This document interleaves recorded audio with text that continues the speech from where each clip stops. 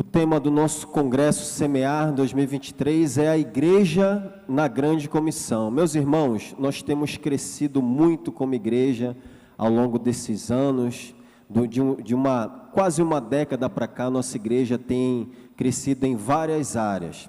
E uma delas é a área de missões. Nós somos uma igreja missionária e queremos continuar sendo uma igreja missionária, fazendo missões. Nós entendemos que essa é uma responsabilidade nossa como igreja. Por isso o tema é a Igreja na Grande Comissão. E nós convidamos para este congresso 3 agências que vão nos auxiliar nesse processo, que vão ajudar a igreja com o seu know-how, com a sua experiência, a nos ajudar enviando missionários a nível mundial, estadual e nacional. No caso das agências que estão aqui, a nível mundial. Essa missão que o Senhor deu à igreja envolve um círculo concêntrico, Jerusalém, Judeia, Samaria e até os confins da terra. E essas agências estão trabalhando nos confins da terra. Então, a ênfase do nosso congresso, desse primeiro congresso desse ano, é missões mundiais. Eu queria convidar aqui o missionário Alexandre, da nossa Junta de Missões Mundiais. Ontem nós já ouvimos a Portas Abertas, hoje nós vamos ouvir a ministração da palavra pelo missionário da Junta de Missões Mundiais. O Alexandre é casado com a Sheila, ele tem 2 filhos com a Sheila, o Miguel, de 19 anos, e o Tomás, de 16. Ele é membro da Igreja Batista de Itacuruçá, no Rio de Janeiro, e é formado em Teologia pelo Seminário Teológico Batista de Minas Gerais, com ênfase em missões. Ele atua há 17 anos na Junta de Missões Mundiais e atualmente é diretor de missões. A gente conheceu um pouco mais dele lá no Tag Missões, no nosso bate-papo. Ele explicou bastante a respeito daquilo que ele faz na Junta. Permita-me orar pela tua vida, meu irmão. Pai Santo, coloca o teu servo nos teus braços, Senhor. Que ele seja dirigido pelo teu Espírito, fundamentado na tua palavra e com a liberdade e o poder do teu Espírito para ministrar ao coração da tua igreja. Usa-o em nome de Jesus. Amém. Amém. Obrigado, Paulo. Já o agradeço à igreja por essa oportunidade. Pastor Raik, muito obrigado. Trago um abraço do nosso diretor-geral, pastor João Marcos, nós todos temos o irmão com muito carinho, nosso colega executivo por tanto tempo, né? E especialmente agora aqui atuando na igreja. Então trago um abraço de toda a equipe, em especial do pastor João, para você e para essa igreja. Eu sei que meus colegas da UEC e de Portas Abertas disseram que é um prazer estar aqui com vocês, né? E eu tenho que dizer, é um prazer estar aqui com vocês. Não é cacuete de pregador não, gente, é sério mesmo, sabe? É uma honra estar com vocês. Que noite especial, que tarde. Como valeu a pena sair hoje de madrugada do Rio de Janeiro, enfrentar um voo, chegar aqui por volta do meio-dia, já ter agenda às 4 da tarde e agora estarmos juntos aqui. Eu digo com muita tranquilidade, que alegria estar com vocês, falar de missões, pensar em missões. E os cânticos que vocês escolheram mexem tanto com o nosso coração, com a nossa memória afetiva, nos levam, nos aproximam de Deus. Então eu posso dizer, muito obrigado por essa oportunidade, da alegria que está com vocês. Alegria porque a PIB do Pará é uma parceira de missões de primeira hora. É aquela igreja que a gente sabe, olha, vamos lá, dá para contar. É uma igreja que não só envia recursos, mas ora e também envia missionários. Daqui vocês têm preparados missionários que têm feito diferença no campo de missões mundiais. Então, esse conjunto me faz agradecer. Vários missionários saíram daqui, vários missionários passaram, já temos alguns que foram crianças e adolescentes aqui, preparados por vocês. O nosso líder global de desenvolvimento comunitário é membro aqui, né? Parte daqui foi por vocês que o enviaram para o Radical, e hoje é um líder nosso de esfera global, uma grande responsabilidade. Muito obrigado. Então vocês vejam que não é cacuete de pregador, não. Não é aquele jeitinho para ganhar o público, não. É verdade, sim. É alegria em estar com vocês. Muito obrigado. Muito obrigado em nome de todos os missionários. Eu queria nessa noite, no tempo que eu tenho aqui com vocês, de trabalhar algumas informações e um chamado a vocês. Eu pensei em trabalhar de duas formas. Primeiro, dar uma visão do que vocês estão fazendo no mundo. No segundo momento, e antes dele, eu quero compartilhar um texto bíblico. Não vou aprofundar, porque tem um mestre aqui, ele vai pregar esse texto que eu pego aqui para falar, ele prega 6 meses sem repetir um sermão. Tem o Paulo também, mas eu queria conduzir com um texto bíblico para partilhar. E o meu terceiro momento é apresentar a vocês desafios globais, para onde nós vamos. Ok? Eu queria orar com você mais uma vez, porque tempo é a coisa mais preciosa que nós temos. Eu queria pedir que você orasse agora. Você falasse assim com Deus: Deus, fala no meu coração, me desafia, me faz entender algo essa noite. Senhor, como eu posso ouvir a Tua voz? Fale com Deus. Eu vou falar com Ele também pedindo: Deus, fala no meu coração. Paulo orou por mim, agora eu quero orar por vocês. Quero pedir que Deus fale ao coração de cada um de nós. Feche seus olhos, fale com Deus.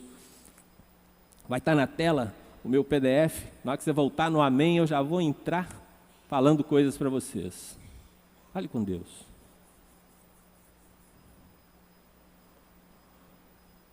Bom Deus, obrigado por essa noite. O Senhor sabe que é de coração, como é especial estar aqui, como foi especial estar ali à tarde, cercado de tantas pessoas especiais, e em especial os jovens, Pai. Ó Deus, como nós nos impactamos e nos emocionamos ali naquela tarde, pensando que eles já são a geração missionária, Pai, e impactam o mundo hoje e farão ainda muito mais do que nós. E agora, nesse tempo, com gratidão no coração, eu quero clamar que o Senhor fale ao nosso coração, que seja um tempo muito especial para cada um de nós, possamos ouvir a Tua voz, possamos nos sentir desafiados pelo Senhor. Eu humildemente peço, fala ao meu coração e ao dos meus irmãos, em nome de Jesus, amém. Amados, queria falar um pouco o que é Junta de Missões Mundiais, né? Fomos apresentados como uma agência, e de fato nós somos a agência dos irmãos batistas brasileiros. Nós fazemos parte de algo maior do que nós imaginamos. Às vezes a gente pensa assim: grande é a igreja da televisão, mega templo, canal de televisão, aquela coisa toda. Mas eu queria te falar algo que para mim é grande e especial também. É essa força dos batistas brasileiros, de norte a sul, lá do Amazonas ao Rio Grande do Sul, de leste a oeste, em cada estado desse país. São 14 mil igrejas, 14 mil portas abertas como essa, glória a Deus. Portas abertas para receber, portas abertas para levar a palavra de Deus, para sermos a expressão de Deus nesse tempo.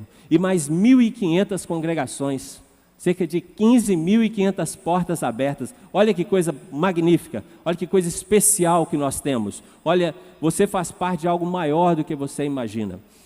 Sabe o que eu acho lindo nisso? É a força do coração de quem se coloca na presença de Deus. Porque segundo aquilo que Deus coloca no coração de cada um, igrejas com 500 membros, 50 membros, 5.000 membros, cada um conforme aquilo que Deus tem colocado, tem movimentado esse país e o mundo. Sabe uma palavra do diabo que a gente tem que rejeitar? E às vezes eu ouço no nosso meio: se fechar uma igreja batista, ninguém vê a diferença. Isso é uma palavra diabólica. Fechar uma igreja batista faz uma grande diferença na nossa sociedade. Essas 15.500 portas têm impactado o Brasil. Aquilo que nós fazemos juntos é muito maior do que qualquer um pode fazer sozinho. E nós fazemos parte disso. Nós temos 2 braços, um braço Missões Nacionais, que vocês conhecem tão bem, e o braço de Missões Mundiais, que nós vamos destacar. E essa força dos batistas tem permitido, pode passar para mim? Tem permitido que nós estejamos em 82 países. 82 países. Eu destaquei um país para vocês verem a dimensão disso. Pode passar essa foto? Essa foto é muito linda. Escolhi essa foto porque é um desses países. Essa é uma foto de 15 dias atrás. Essa é uma foto da Síria. Olha que foto linda. Crianças lindas, não são? Vocês que estão com um menino pequeno já começaram a assistir tudo quanto é desenho animado, né? O pastor Raik voltou no tempo agora e está ali pondo em dia e assistindo a todos os desenhos animados. Isso vai até os 12 anos pelo menos. Credo mesmo, mas vai ter que assistir. E aí você vai saber que ali no meio está o Carros, que é um desenho, quem é pai de criança pequena, o avô sabe muito bem. Essa é uma foto, meus irmãos, da Síria. Esse é um ponto difícil de chegar, porque o Estado Islâmico está ali na fronteira desse pessoal que sofreu com o terremoto. E assim que aconteceu o terremoto, os batistas brasileiros se movimentaram. Nós levantamos uma oferta no primeiro momento de cerca de R$130 mil. Transformamos isso em recursos e para a Síria, nós enviamos 5.700 cobertores, 5.000 blusas de frio, 2.600 casacos de frio abaixo de zero, 5.600 cestas básicas, 5.100 kits de higiene e 6.400 fraldas infantis e geriátricas. Desses 82 países eu destaquei esse, com essa foto muito bonita, porque quando você chega em casa e vê lá mais de 1 milhão de pessoas desabrigadas, cerca de 41 mil pessoas mortas, aquelas pessoas todas sujas de poeira. Eu peguei essa foto, sabe por quê? Lembra os meus filhos, lembra os seus filhos, lembra as crianças aqui da igreja. Quando a gente vê aquela foto feia, fica muito distante, mas seria comum de nós, de uma hora para outra sem casa, de uma hora para outra sem emprego, de uma hora para outra sem condições. E é nesse momento que a gente chega atuando. Isso é possível por causa dessa força que nós somos juntos, os batistas brasileiros, em missões mundiais. Essa é uma foto de 15 dias atrás. Me emociona saber que a gente faz parte, me emociona saber que o pouco de muitos faz a grande diferença. A próxima imagem nos mostra o número de missionários, 1.988 missionários. Então o pastor Paulo, quando der o relatório dele de missões e falar quantos missionários tem aqui na PIB do Pará, para o pastor Haigner e para a Assembleia, para a igreja, eu quero pedir que você inclua 1.988 missionários. Além dos que você já tem aqui entre ribeirinhos, igrejas sendo plantadas, esse número é dos irmãos. E um dia na glória, de alguma forma, você vai encontrar alguém que foi impactado porque você tinha um missionário levando Jesus para ele. Não me pede para explicar, é pela fé. Porque cada um desses tem feito a diferença. 1.988 missionários. E deixa eu lhe dizer uma coisa, a pandemia foi muito dura. Durante a pandemia o dólar foi lá em cima e as receitas foram lá embaixo. Mas eu posso dizer a vocês, todos os nossos compromissos missionários foram pagos em dia. Amém? Olha, foi 45 do segundo tempo, mas foi pago. Não tem uma escola de filhos de missionário, não tem um projeto social, não tem uma nova igreja sendo plantada, não tem um programa de clínica médica, não tem um programa de capacitação de pastores, não tem um obreiro nacional nosso que ficou sem receber seu sustento. Recebeu em dia. Lá em Missões Mundiais a gente aprendeu a fazer maratona de joelho. E Deus tem honrado. E sabe quem Deus usa para isso? Essa força que são os batistas brasileiros. Queria que você guardasse no coração que você faz parte de algo muito maior do que você imagina. Quando nós juntamos missões nacionais, missões mundiais e as igrejas locais do Brasil, o impacto é tremendo. Faz grande diferença, sim, fechar uma igreja batista. Uma igreja batista não pode ser fechada, ela tem que ser multiplicada, temos que ter mais. E aí eu destaco um desses missionários para vocês, pode passar. Esses missionários aqui de 15 dias atrás também. Esses de azul são os nossos missionários lá na Turquia. Em Antioquia, onde aconteceu esse grande terremoto. Imediatamente nós enviamos 2 equipes. A primeira equipe foram pessoas para o trabalho de logística, de operação e para suporte. A segunda equipe vai com médicos. Essa turma que está ali carregando de azul, estão carregando uma caixa, são cestas básicas entregues lá na Turquia. Você sabia que o terremoto aconteceu em Antioquia? Você sabia que em Atos, se você voltar na Bíblia, lá em Atos, você vai encontrar que quando Estevão é apedrejado e morto, os cristãos saem em 3 cidades. Uma delas é Antioquia. É em Antioquia que os crentes, os discípulos, recebem o nome de cristãos. E o evangelho é tão aceito em Antioquia que eles começam até a discutir teologia, como se impacta os cristãos agora de origem não judaica e agora os cristãos gentios. E há uma discussão ali. É em Antioquia que somos chamados de cristãos. A minha oração é que nesse tempo a Turquia possa dizer: os cristãos estão aqui. a Turquia, um país muçulmano, possa abrir o seu coração e dizer: os cristãos estão aqui, os cristãos chegaram. Nós juntos fazendo ali essa diferença. Aí você tem médicos, você que é jovem aqui comigo, pode passar. Olha que foto linda, uma missionária médica, voluntária. Essa é uma missionária que teve no furacão Idai, ali, foi lá para Moçambique trabalhar, agora está aqui, lá na Turquia trabalhando. Olha que lindo. Acho que você deveria considerar, você que é jovem, a usar a sua carreira, colocar a sua carreira na linha de frente de Deus. Pode passar. Pode passar.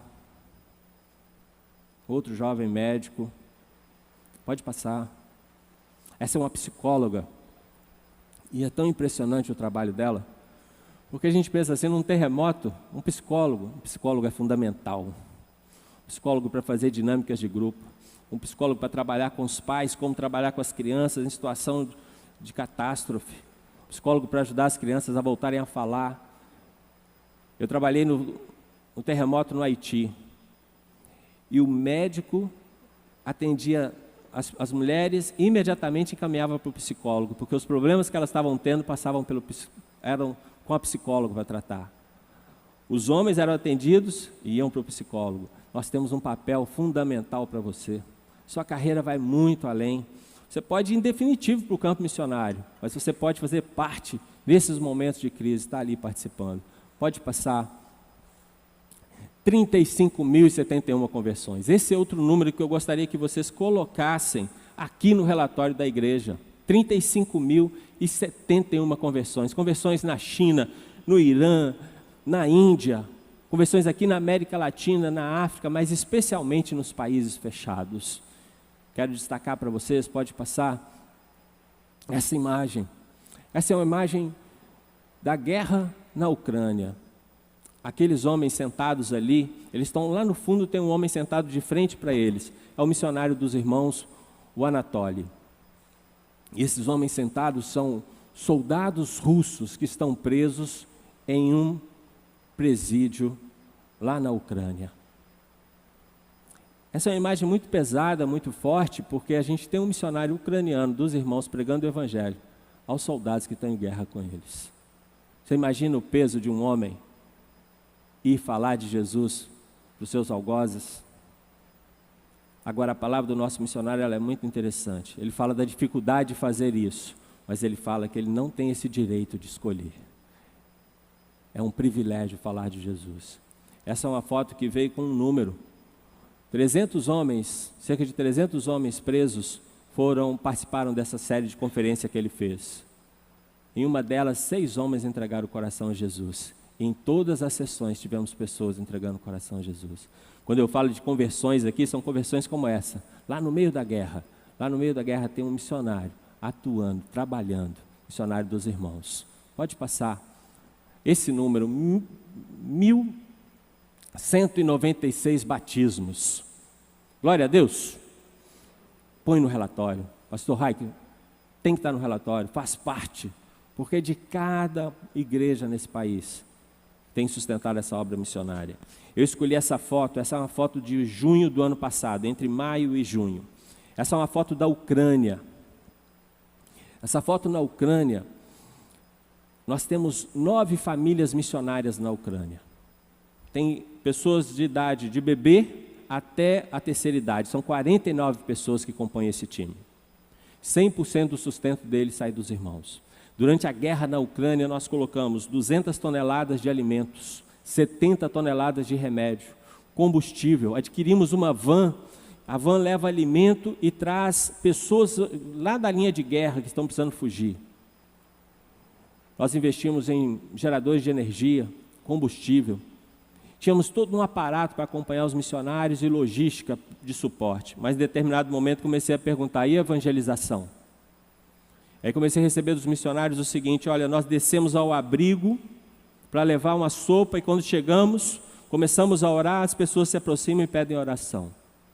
Alguns de nós começam a cantar e as pessoas começam a repetir o que a gente está cantando.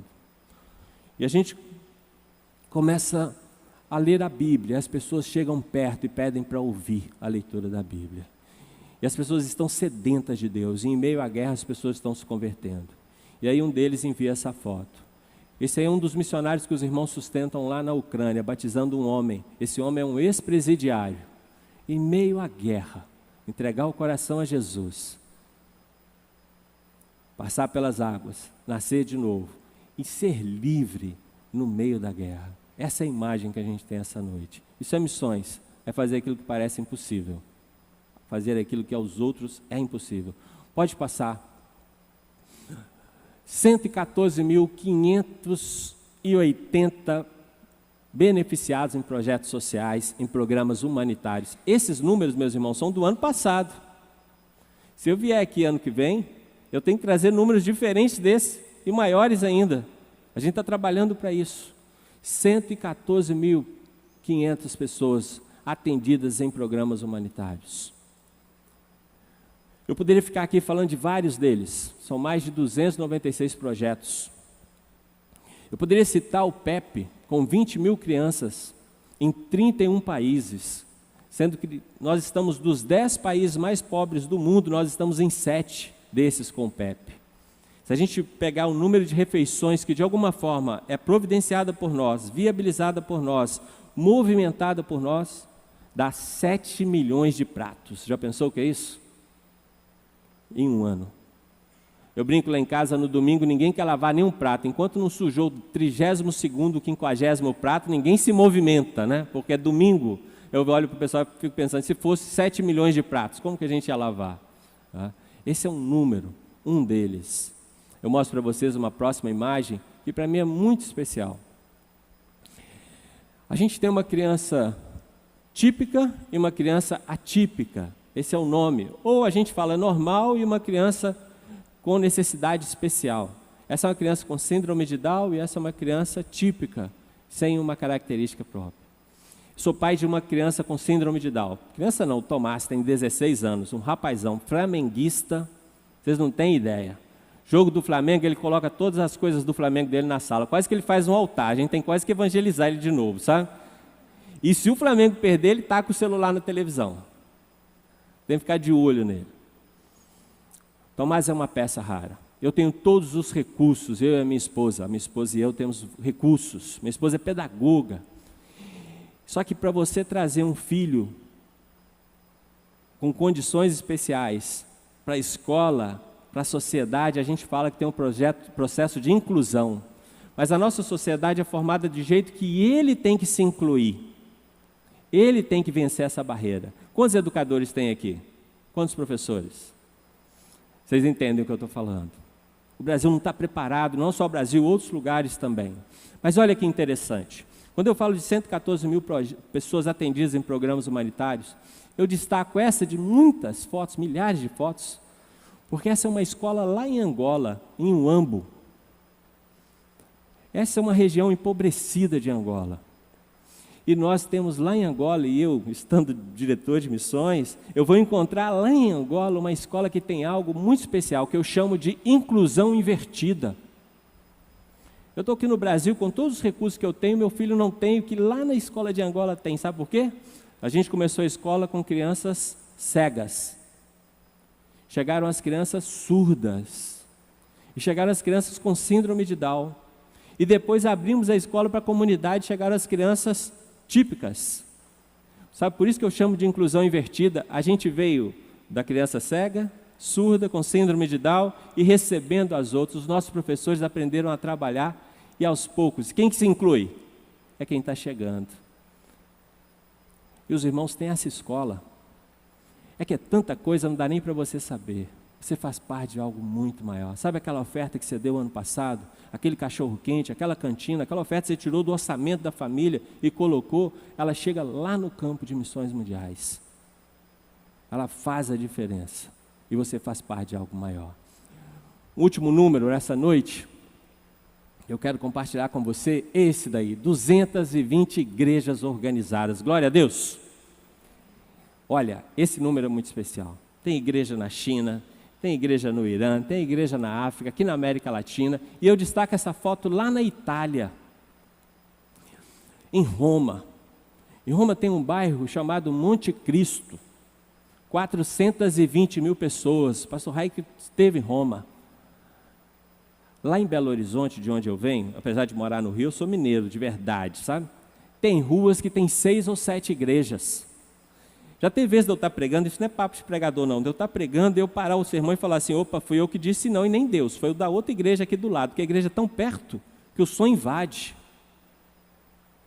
7 igrejas numa rua, e eu acho que aqui em Belém deve ter isso, algumas ruas cheias de igrejas. Agora imagina, eu preguei na região de Mangaratiba, Paraty, o único bairro com 40 mil pessoas tinha 99 igrejas, eles estavam trabalhando para ter a 100ª.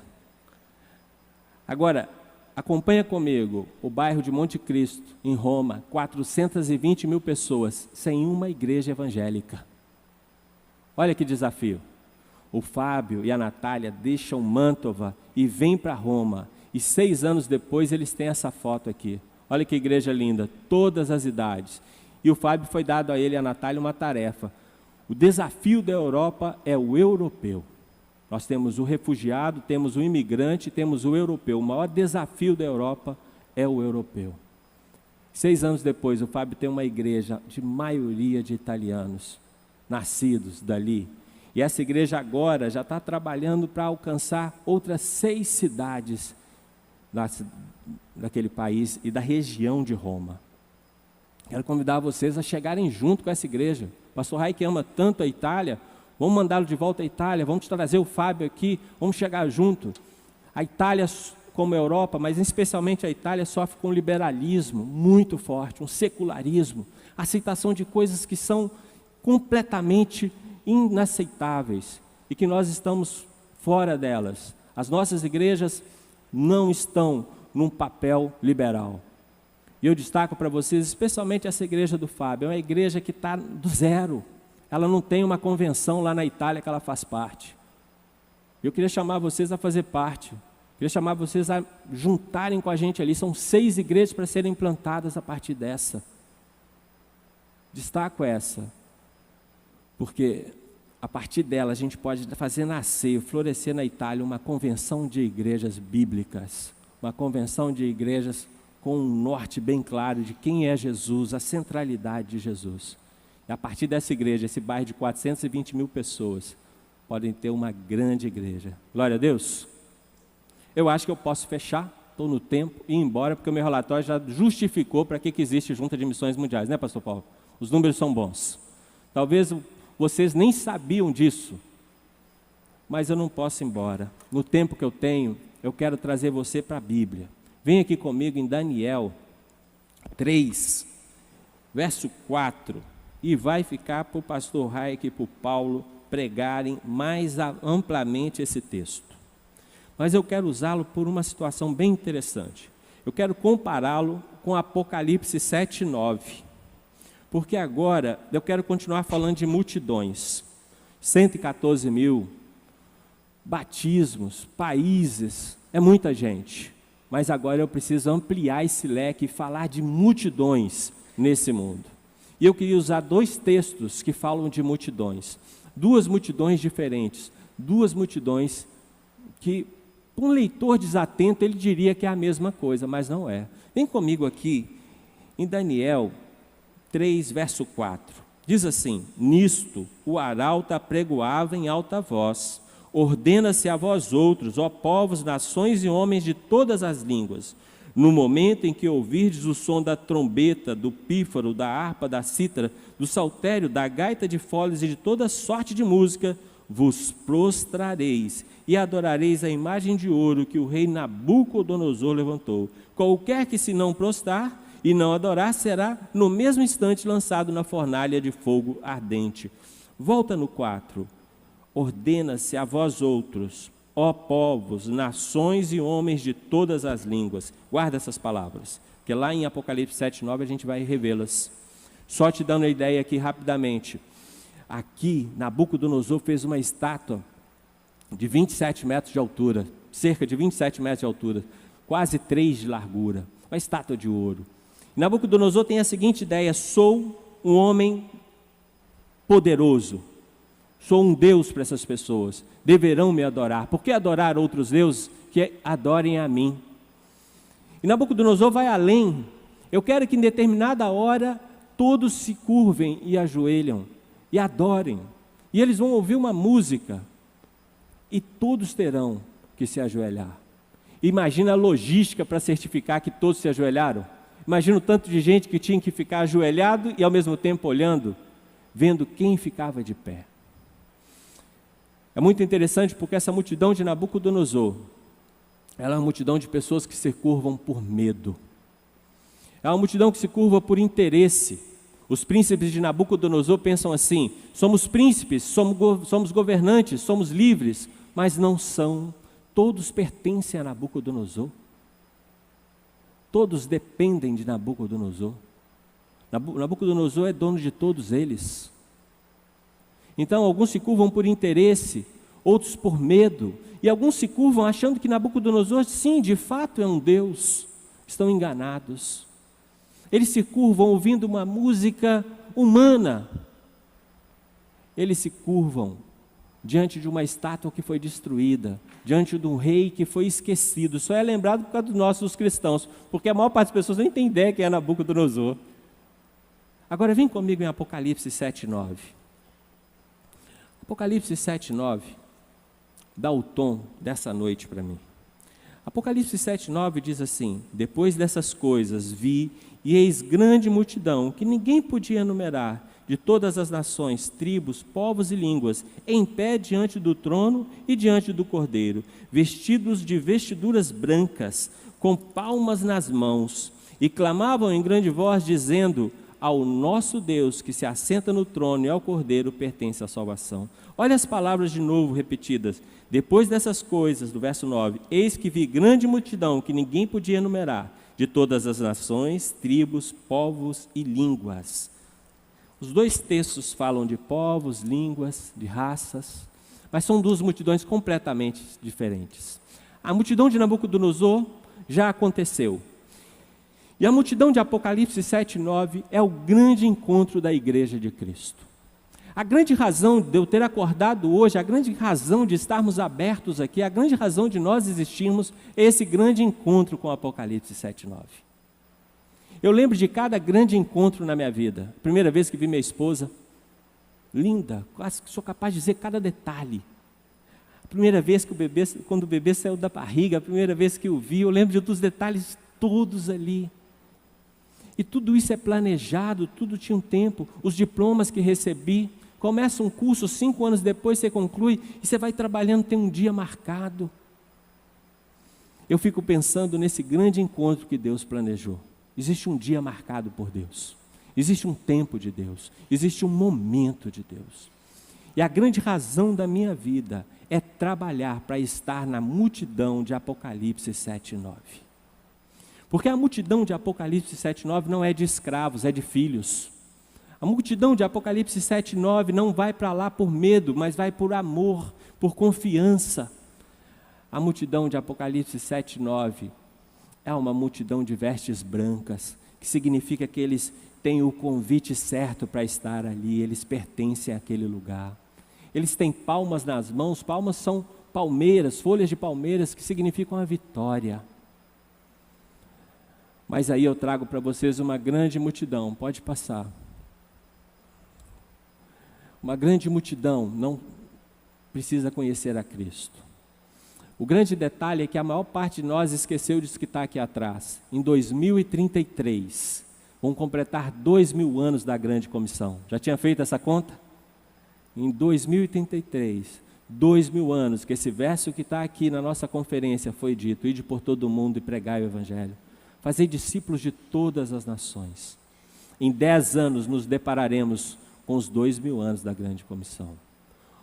E olha esse número, 4,6 bilhões de pessoas não conhecem a Jesus como Salvador. Dá cerca de 22 Brasis, 58 mil Maracanãs lotados. Sabe qual é o problema? É que a gente acha que o mundo todo está como o Brasil. Grandes igrejas, mega igrejas, todo mundo é crente, o político é crente, o jogador de futebol é crente, o cara do BBB é crente. Mas não, existem 4,6 bilhões de pessoas que não confessam a Jesus como Salvador. Há uma grande multidão que está vivendo em Daniel 3:4. Há uma grande multidão diante de Nabucodonosor. Há um transporte que tem que ser feito dessa grande multidão. Essa multidão é budista, como na Tailândia 98% da população é budista. Essa multidão é muçulmana, como na Indonésia 99%, 97%, 98% da população é muçulmana. Muçulmanos são pessoas fantásticas, são bons pais, bons esposas, bons maridos. A gente não prega o evangelho porque a pessoa é ruim, não. A gente prega o evangelho porque é a palavra de Deus para a salvação de todo aquele que crê. É um mandamento, é uma ordenança. Essa multidão é formada por hindus. A Índia vai bater 1,4 bilhão de pessoas. A Índia tem estados com 230 milhões de habitantes. E pasmem, e quando eu chamo vocês a irem à Itália, é porque há uma nova multidão de pessoas sem religião. Não são sem igreja, eles são sem religião. Eles não interessam por religião, eles não são ateus, eles não estão discutindo ateísmo, eles simplesmente, Deus não é nada para eles, não há sentido, tudo isso aqui é uma fábula. As grandes cidades do Brasil já estão com pessoas sem religião, as nossas barbas, as nossas portas. As grandes cidades da Europa estão com pessoas sem religião, e eles são jovens. Já são filhos de pessoas que repudiaram a religião e não falaram nada para eles, nem se religião é bom ou é ruim, simplesmente isso é uma fábula. Pode passar. 1,5 bilhão de pessoas não tem a Bíblia toda traduzida na sua língua. O pastor Raik é mestre entre nós pastores. Qual página da Bíblia você teria se você pudesse ter só uma? Se nós fôssemos desse grupo de 1,5 bilhões de pessoas que não tem a Bíblia toda traduzida na sua língua, qual página você teria? É estranho porque lá em casa deve ter 4 Bíblias por pessoa. Na sua casa a mesma coisa. Eu celebro um casamento, sabe o que eu faço? Eu dou a Bíblia para o casal. Eu compro uma Bíblia nova, faço a dedicatória. Olha que ideia de boba minha. Para que eles possam casar os filhos com essa Bíblia. Bíblia lá Bíblia lá é enfeite de casa. Bíblia é para ser lida, é para ser dada, é para ser explorada, é para ser gasta, é para ficar marcada. Qual página você teria? Eu teria João 1. Eu teria João 1 porque João 1 diz que o Verbo se fez carne e habitou entre nós. A promessa já se cumpriu, a promessa já foi realizada. Jesus já veio, Jesus cresceu, morreu, ressuscitou por cada um de nós. O Verbo se fez carne significa tangibilizar, tocar. Foi possível tocar o amor. Ele não é uma lenda, ele é real. Ele é real para mim, ele é real para você. Eu ficaria com João 1, por causa de João 1,12.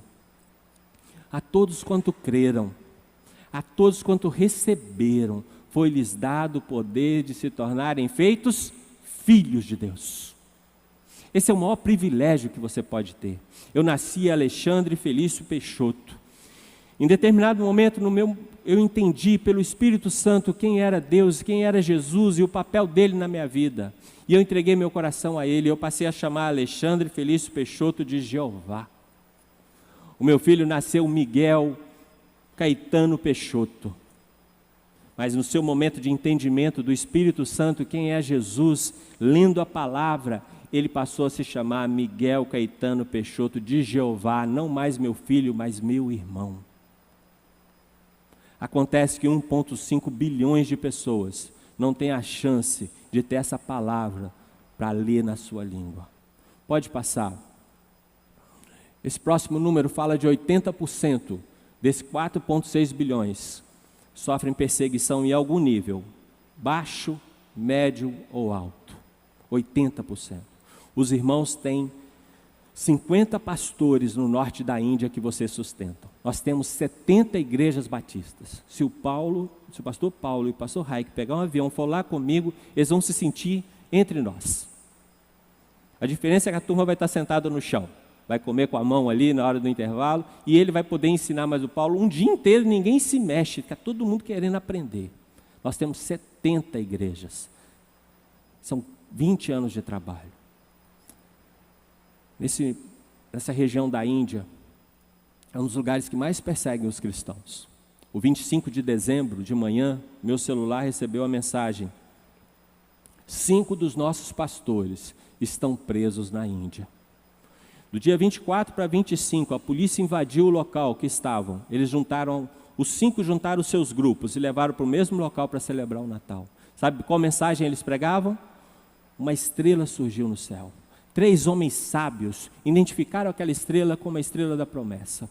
E os 3 sábios saíram em direção, e eles chegaram ao lugar que a estrela indicava. E naquele lugar algo miraculoso acontecia. Anjos adoravam o rei que nascera. E o rei nasceu de forma milagrosa, um nascimento virginal. E esse rei se tornou o rei de toda a humanidade. E ele morreu e ressuscitou. Eles não estavam pregando de política, eles não estavam pregando contra o governo, eles não estavam pregando contra as pessoas, eles não estavam mentindo para ninguém, eles estavam pregando a verdade. Os policiais entraram pela porta da frente, as portas dos lados. 300 crentes estavam ali. Os crentes passaram da madrugada até o meio da manhã, com nomes anotados, e foram para casa. Os meus 5 colegas, os nossos 5 colegas, ficaram do dia 25 ao dia 28 presos. Isso não é a história da carochinha, isso não é 100 anos atrás não, isso foi 25 de dezembro agora. 80% desse 4,6 bilhões de pessoas, de alguma forma, sofrem perseguição.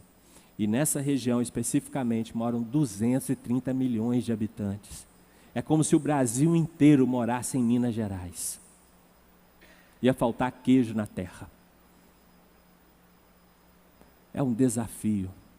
Nós trabalhamos no Brasil para liberar os nossos colegas. Sabe o que é mais impactante? Todos os 5 pastores, a primeira coisa que eles fizeram no primeiro domingo depois de sair da cadeia foi o quê? Celebrar culto. Os meus colegas da UEC riem ali porque eles sabem o que é isso. Sabe o que eles dizem para a gente? Se eu morrer, eu sei para onde eu vou. Mas se eles morrerem, eles não vão para onde eu irei.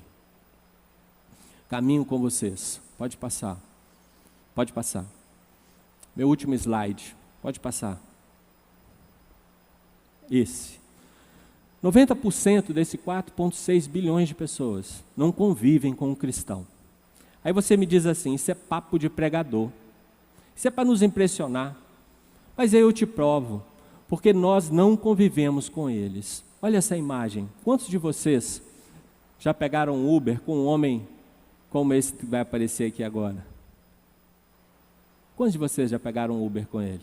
Ou quantos de vocês pegaram no seu Uber um homem como ele? Quantos de vocês sentaram no ônibus ao lado de uma pessoa dessa? Quantos de nós sentamos aqui nos bancos das igrejas? Eles não convivem conosco, porque nós não convivemos com eles. Essa próxima imagem, quantos de vocês mulheres têm amigas que se vestem assim? Trocam dicas de moda?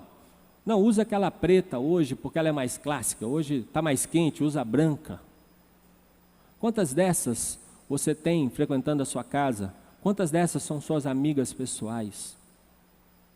90% sequer convivem com um cristão, desses 4,6 bilhões. Não é um jogo ganho ainda. Há muito o que fazer.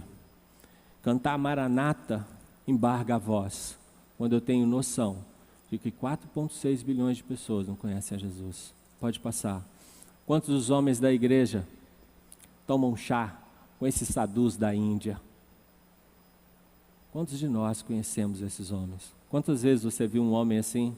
Quantos vêm aqui e sentam aí para assistir o culto assim, de cócoras no chão? 90% deles não convivem conosco. Qual a sua resposta? Eu deixo aqui para você.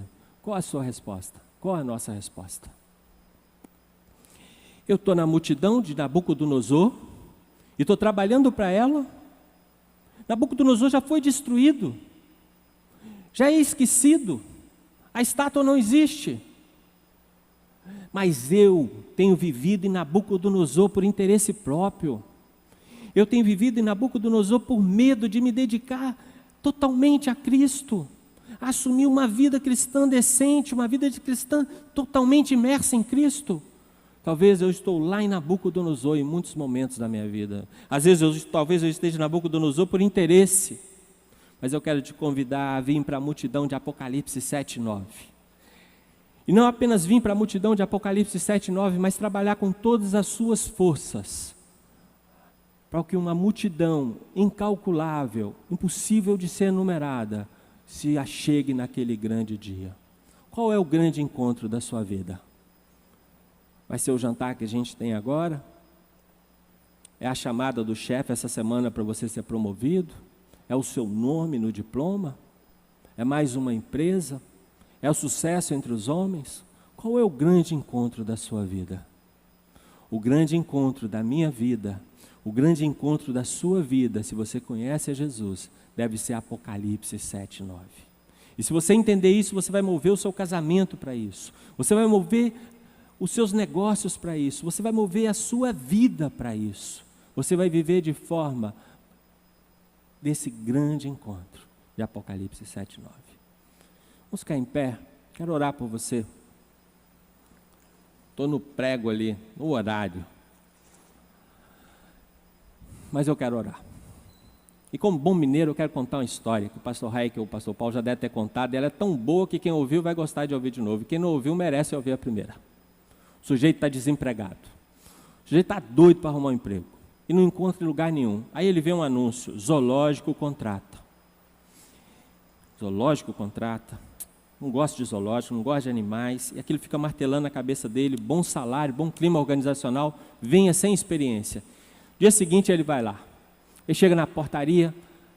A recepcionista já o leva com todo o cuidado. Ele já acha estranho, desempregado, sendo bem tratado.